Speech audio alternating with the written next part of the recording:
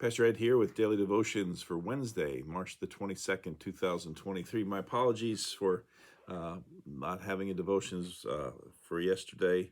It was kind of a busy weekend. We had a death in the congregation. Many of you perhaps knew Evie Freudenberger. And so just so many things going on. I just didn't have the time to do it. But here I am picking up a look at our gospel reading from this past Sunday. The parable of the talents. Probably one of the most familiar and, as I suggested in my sermon, maybe a little bit misunderstood. We kind of all know the story of the master going away and entrusting his slaves, with his money. Ironically, that word talent has come to mean in the English language, instead of just simply a reference to money, it's come to represent our aptitude, skills, abilities, and so forth. And the parable kind of works in both ways. It's about, what are you going to do with what you have? How are we going to use the gifts from God in your lives? And that's an important question. I referenced Irma Bombeck in my sermon on Sunday when she said, when I stand before God at the end of my life, I would hope that I would not have a single bit of talent left and can say I used everything you gave me. You could also think of this in terms of money. I've heard of very wealthy people making a commitment to give everything away by the end of their life. That would be a similar kind of a thing.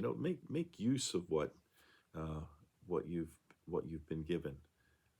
Not because we're required. A bishop, one of the early presiding bishops of the ELCA, I think it might have been Herbert Shillstrom, wrote a book called, What Are You Going to Do Now That You Know That You Don't Have to Do Anything?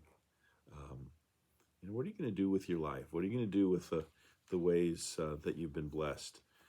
I also referenced a piece that Irma Bombeck had written, at least one part of it, and I'd like to share the rest of it just to kind of, get us thinking about how this parable represents, how we use the things that we've been blessed with, how we use our time, how we use our lives. It's entitled, If I Had My Life to Live Over, again by Irma Bombeck. Again, it was written after she found out that she was dying from cancer. And she writes, I would have gone to bed when I was sick instead of pretending the earth would go on a holding pattern if I weren't there for the day. I would have burned that pink candle sculpted like a rose before it melted in storage. I would have talked less and listened more. I would have invited friends over to dinner even if the carpet was stained or the sofa faded. I would have eaten the popcorn in the good living room and worried much less about the dirt when someone wanted to light a fire in the fireplace. I would have taken the time to listen to my grandfather ramble about his youth. I would have shared more of the responsibility carried by my husband.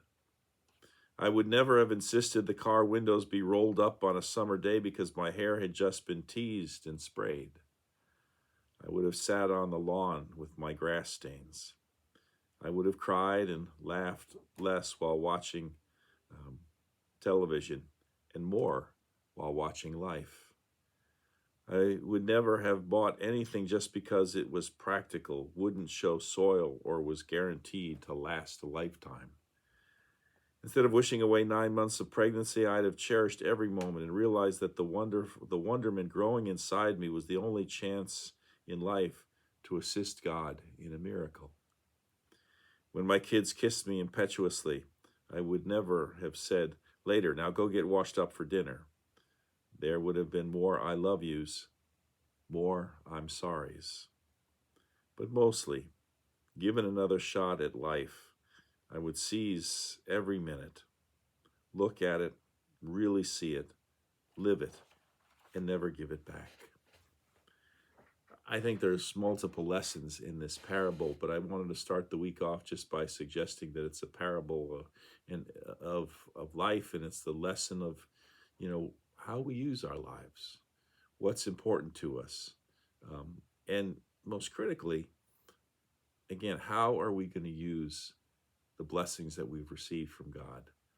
How are we going to use those gifts just to further our own whims, or to help and care for others, to love others?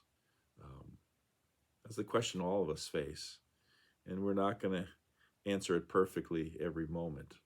But if we keep that question in front of us, maybe we'll be a little bit less selfish, a little bit more caring about others in the world. Well, we'll be back tomorrow with some more thoughts and reflections on the parable of the talent. Until then, take care. Bye.